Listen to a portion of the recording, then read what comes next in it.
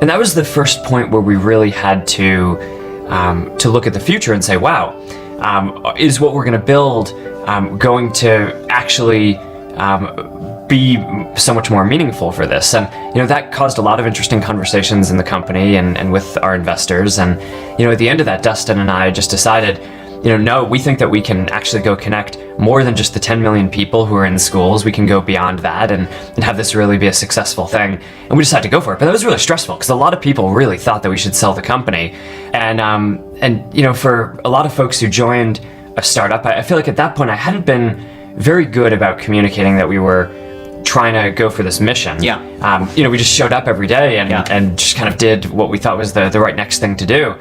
So for a lot of the folks who joined early on, they weren't really aligned with me, right? For them, they joined and, being able to sell a company for $1 billion after a couple of years was like a home run, right? And it is a home run, right? Oh. And that's, I think that's, I get that, but that I think that the fact that I didn't communicate very well about what we were trying to do caused this huge tension. And the part that was painful wasn't turning down the offer.